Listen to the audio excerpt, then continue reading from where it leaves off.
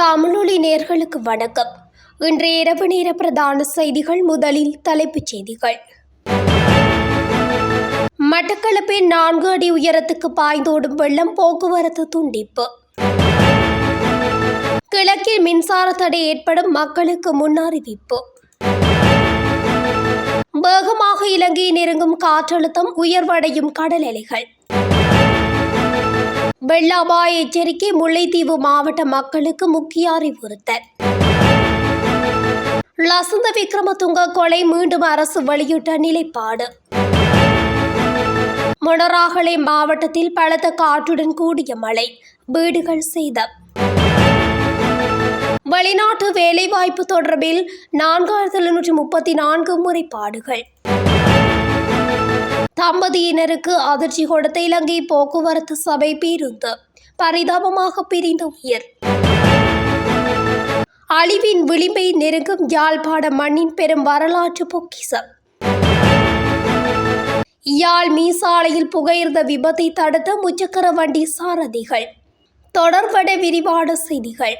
மட்டக்களப்பில் சீரற்ற காலநிலையால் ஏற்பட்ட கடும் மழையினால் கிரானுக்கும் புலிபாய்ந்தகல் பிரதேசத்தை இணைக்கும் கிரான் பாலத்துக்கு மேலால் 4 அடி உயரத்துக்கு வெள்ள நீர் பாய்ந்து செல்வதாக தெரிவிக்கப்படுகின்றது. இதன் காரணமாக புலிபாய்ந்தகல் பிரதேசத்துக்கும் கிரானுக்கும் இடையிலான வீதி போக்குவரத்து துண்டிக்கப்பட்டதுடன் படகு சேவை ஆரம்பிக்கப்பட்டுள்ளது. பல குளங்களில் வெள்ள நீர் நிறைந்ததை அடுத்து குளங்களின் வான்கதவுகள் அந்தந்த நீர்மட்ட அளவுகளுக்கு ஏற்ப திறந்து விடப்பட்டுள்ளது. இந்த தாளமுகத்தால் நேற்றிரவு மழை பெய்ய ஆரம்பித்துள்ளதுடன் பலத்த காற்று வீசி வருகிறது.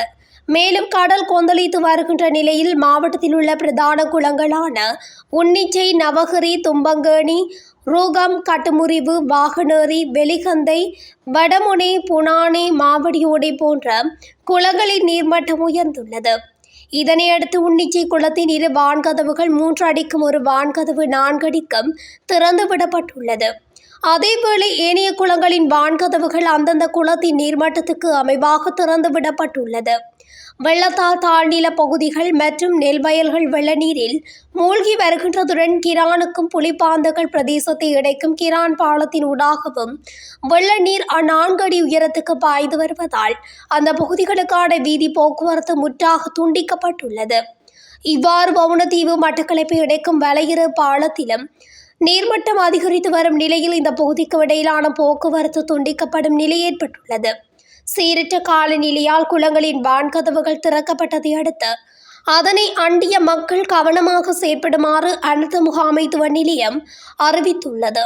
வங்காள விரிகுடாவின் தென்கிழக்காக உருவாகியுள்ள குறைந்த காற்றழுத்த தாழ்வு நிலையால் கிழக்கு மாகாணத்தில் மின்தடை ஏற்பட வாய்ப்புள்ளதாக மாவட்ட அரசாங்க அதிபர் தெரிவித்துள்ளார்.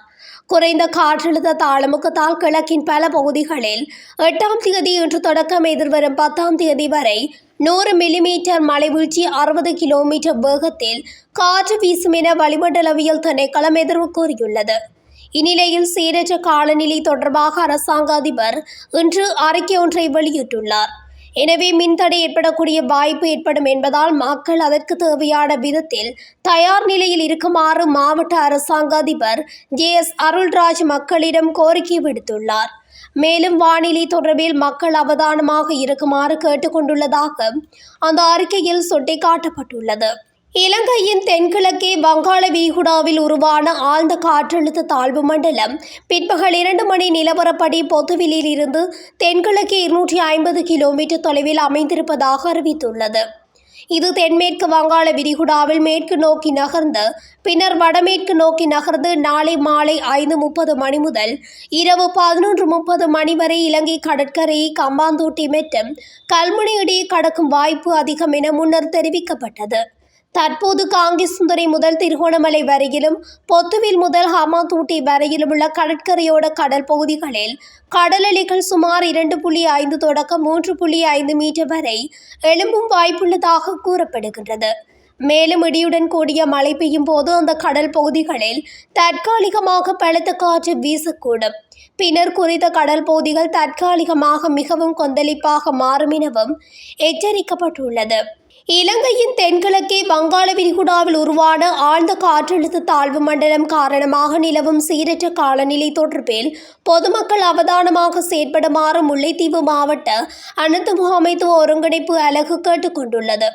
இது தொடர்பில் முல்லைத்தீவு மாவட்ட அனர்த்த முகாமைத்துவ ஒருங்கிணைப்பு அலகு வெளியிட்டுள்ள அறிவிப்பில் கூறப்பட்டுள்ளதாவது: முத்தியன்கட்டு நீர்ப்பாசன பிரிவின் கீழ் மொத்தம் 10 குளங்கள் உள்ள நிலையில் அவற்றில் தற்போதைய நிலவரம் வெளியாகியுள்ளன. இதற்கமைய முத்தியன்கட்டு குளம் பராமரிப்பு பணிகள் காரணமாக நீர்மட்டம் குறைக்கப்பட்டுள்ளது. தண்ணி முறிப்பு குளம் வான்கதவு ஏற்கனவே திறக்கப்பட்டுள்ளதுடன் மழை நிலவரத்தை பொறுத்து திறப்பு மேலும் அதிகரிக்கப்படும். மாதவளசிங்கம் குளம், கனுக்கேணி குளம், உடையார்கட்டு குளம், விசுவமடு குளம், மருதமடு குளம் வான்பாய்ந்து கொண்டிருக்கின்றன. தட்டையார்மலை குளம் வான்பாயும் நிலையில் உள்ளது. எதிர்பார்க்கப்படும் கனமழை காரணமாக வான்பாயும் அளவு இன்று முதல் மேலும் அதிகரிக்க வாய்ப்புள்ளது. இதனால் குளங்களின் கீழ்ப்பகுதிகளில் வெள்ளம் ஏற்படும் அபாயம் காணப்படுகின்றது.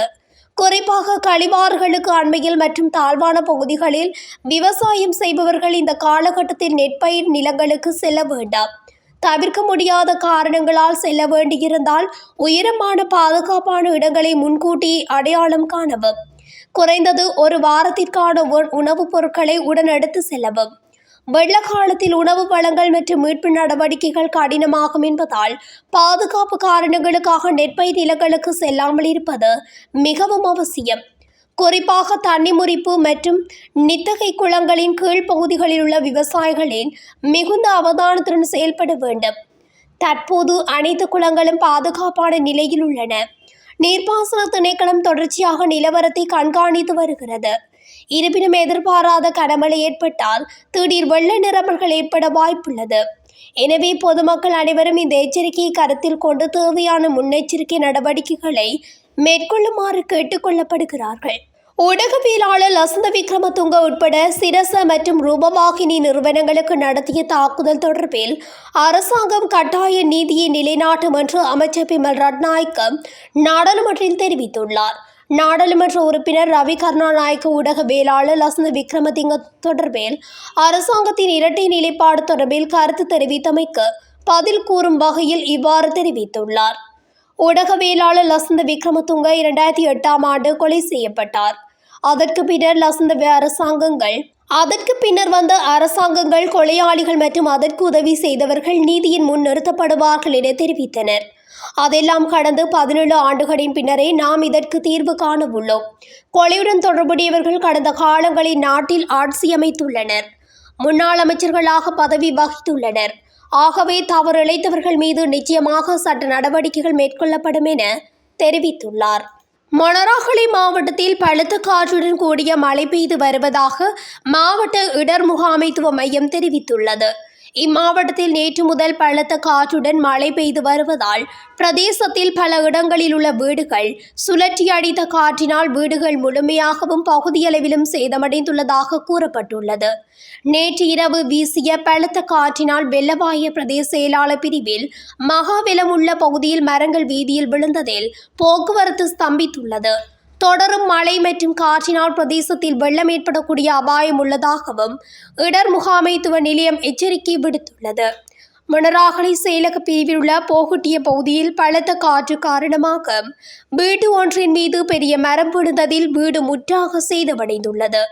மொனராகலை மாவட்டத்தில் பலத்த காற்றுடன் மழை பெய்து வருவதால் மிக கவனமாக இருக்குமாறு மாவட்ட இடர் முகாமைத்துவ நிலையம் பொதுமக்களுக்கு அறிவுரை வழங்கியுள்ள நிலையில் இம்மாவட்டத்தின் பிபிளை செயலக பிரிவுக்கு முதற்கட்ட மண் சரிவு எச்சரிக்கையினை வானிலை அவதான நிலையம் விடுத்துள்ளமை குறிப்பிடத்தக்கது.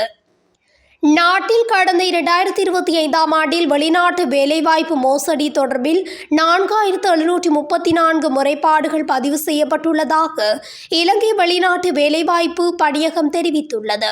கடந்த ஆண்டில் வெளிநாட்டு வேலைவாய்ப்பு மோசடியில் ஈடுபட்டவர்களுக்கு எதிராக 791 வழக்குகள் தாக்கல் செய்யப்பட்டுள்ளதாகவும் இலங்கை வெளிநாட்டு வேலைவாய்ப்பு பணியகம் தெரிவித்துள்ளது. வெளிநாட்டு வேலைவாய்ப்பு மோசடியில் ஈடுபட்ட இலங்கை வெளிநாட்டு வேலைவாய்ப்பு பணியகத்தில் உரிமம் பெற்ற வெளிநாட்டு வேலைவாய்ப்பு முகவர் நிலையங்கள் 2 மற்றும் உரிமம் பெறாத வெளிநாட்டு வேலைவாய்ப்பு முகவர் நிலையங்கள் சுற்றி வளைக்கப்பட்டு மோசடியில் ஈடுபட்ட சுமார் 121 பேர் கைது செய்யப்பட்டுள்ளனர். அதே சமயம் வெளிநாட்டு வேலைவாய்ப்பு மோசடிகளை தடுக்கும் முயற்சிகளை பலப்படுத்துவதற்காக விசேட பயிற்சி பெற்ற அதிகாரிகளை கொண்ட விசேட போலீஸ் பிரிவு ஒன்று கடந்த ஆண்டு பணியகத்துக்குள் நிறுவப்பட்டது. எனினும் சமூக ஊடகங்களில் வெளிநாட்டு வேலைவாய்ப்பு வழங்குவதாக கூறி மோசடிகளில் ஈடுபடுபவர்கள் அதிகரித்துள்ளனர். எனவே வெளிநாட்டு வேலைவாய்ப்பு தொடர்பான விடயங்களை இலங்கை வெளிநாட்டு வேலைவாய்ப்பு பணியகத்தின் 1989 என்ற அவசர தொலைபேசி இலக்கத்திற்கு தொடர்பு கொண்டு அது தொடர்பில் உறுதிப்படுத்துமாறு பொதுமக்களுக்கு எச்சரிக்கை விடுக்கப்பட்டுள்ளது. மாவனெல்லி போலீஸ் பிரிவுக்குட்பட்ட கொழும்பு கண்டி பிரதான வீதியில் கொந்தனிய சந்திக்கு அருகில் இடம்பெற்ற வாகன விபத்தில் ஒருவர் உயிரிழந்துள்ளார். இந்த விபத்தில் வேன் சாரதி, அவரது மனைவி மற்றும் பஸ் சாரதி ஆகியோர் காயமடைந்து மாவனெல்லி வைத்தியசாலையில் அனுமதிக்கப்பட்டதன் பின்னர் வேன் சாரதி சிகிச்சை பலனின்றி உயிரிழந்தார். கேகாலையில் இருந்து மாவனெல்லி நோக்கி பயணித்த வேன் ஒன்று மற்றொரு வாகனத்தை முந்தி செல்ல முயன்ற போது எதிர் திசையில் பயணித்த இலங்கை போக்குவரத்து சபைக்கு சொந்தமான பஸ்ஸுடன் நேருக்கு நேர் மோதியதில் இந்த விபத்து நேர்ந்துள்ளது. உயிரிழந்தவர் கடுகண்ணாவை பகுதியைச் சேர்ந்த 60 வயதுடையவர் என தெரிய வந்துள்ளது. யாழ்ப்பாணத்தின் வரலாற்று பொக்கிஷமாக கருதப்படும் பெரும் சிறப்பு வாய்ந்த தொல்பொருள் சின்னமான சங்கிலிய மன்னனின் மந்திரிமனை அழிவை சந்தித்து வருகின்றது. யாழ்ப்பாண ராஜ்யத்தின் தலைநகராக இருந்த நல்லூரில் யாழ்ப்பாணம் பருத்தித்துறை பிரதான வீதியின் மேற்கு புறத்தில் சட்டநாதர் கோயில் பகுதியில் சங்கிலிய மன்னனது மந்திரிமனை அமைந்துள்ளது. இது கம்பீரமான தோற்றத்தையும் வேலைப்பாடுகளையும் உடைய கட்டிடமாகும். போர்த்துகீசரிடம் யாழ்ப்பாணம் வீழ்வதற்கு முன் அக்கால அமைச்சர் ஒருவரின் இருப்பிடம் இதுவென கூறப்படுகிறது. இத்தகைய வரலாற்று பொக்கிஷம் பல வருடங்களாக படிப்படியாக சிதைந்து வரும் தருவாயில் பாதுகாக்க நடவடிக்கைகள் மேற்கொள்ளப்படுகின்ற நிலையிலும் மீளுருவாக்கம் செய்ய முடியாத நிலை காணப்படுகிறது. மந்திரிமனை கட்டிடம் உடைந்து விழும் நிலையில் காணப்பட்டதனை அடுத்து அதனை தாங்கி பிடிக்க கம்பிகள் நடப்பட்டிருந்ததுடன் மந்திரிமனையை புனரமைக்கும் பணிகளும் முன்னெடுக்கப்பட்டு வந்தன. எனினும் கடந்த காலங்களில் பெய்த மழையால் மந்திரிமனையின் ஒரு பாகம் இடிந்து விழுந்தது. இந்நிலையில் அண்மையில் வெளியான காணொலியொன்றில் குறித்த அரண்மனை முழுமையாக சேதமடைந்த நிலையில் காணப்படுகின்றமை தெரிய வருகின்றதுடன் இந்நிலை பெரும் கவலை ஏற்படுத்தியுள்ளது. இந்நிலை தொடர்மாக இருந்தால் எஞ்சியிருக்கும் முகப்பு பகுதி உள்ளிட்ட ஒரு சில பகுதிகளை கூட பாதுகாத்து மீட்டெடுக்க முடியாத நிலை ஏற்படும் என பொதுமக்கள் கவலை வெளியிடுகின்றனர். இத்தகைய தமிழர்களின் வரலாற்று பெருமைகளை பாதுகாத்து பராமரிக்க வேண்டியது சம்பந்தப்பட்ட திணைக்களத்தின் முக்கிய கடமை எனவும் பொதுமக்கள் சுட்டிக்காட்டியுள்ளனர். மேசாளி சந்தி புகையிரத கடவையில் இன்று காலை ஏற்படவிருந்த விபத்து ஒன்று முச்சக்கர வண்டி சாரதிகளால் முறியடிக்கப்பட்டுள்ளது. இன்று குறித்த பகுதியில் ரயில் வந்து கொண்டிருக்கும் போது கூலர் வாகனம் ஒன்று புகையிரத கடவையை கடக்க முற்பட்டுள்ளது. இதனை அவதானித்த மீசாலை திரைப்படத்தில் நின்ற முச்சக்கர வண்டி சாரதிகள் உடனடியாக செயற்பட்டு கூலர் வாகனத்தை மறித்தனர். இதன்போது புகையிரதம் அந்நேரத்தில் பயணித்துள்ளது. இதனால் அங்கு ஏற்படவிருந்த விபத்து தவிர்க்கப்பட்டுள்ளது. குறித்த கடவை கடந்த 7 நாட்களாக இயங்காத நிலையில் உள்ளது. இது தொடர்பாக ரயில்வே திணைக்களத்திற்கு அறிவித்தும் இதுவரை எந்த நடவடிக்கையும் எடுக்கப்படவில்லை என குற்றம் சாட்டப்படுகிறது. கடந்த காலங்களில் தொடர்ச்சியாக புகையிரத விபத்துகள் ஏற்பட்டு பல உயிர்கள் பறிபோன சம்பவங்கள் இடம்பெற்று ரயில்வே திணைக்களம் இதுகுறித்து நடவடிக்கை எடுக்காமை மக்கள் மத்தியில் விசனத்தை ஏற்படுத்தியுள்ளது. இத்துடன் தமிழொலியின் இன்று இரவு நேர பிரதான செய்திகள் நிறைவடைகின்றன. தொடர்ச்சியாக செய்திகளை அறிந்து கொள்ள தமிழொலி ஊடகத்துடன் இணைந்திருங்கள். நன்றி, வணக்கம்.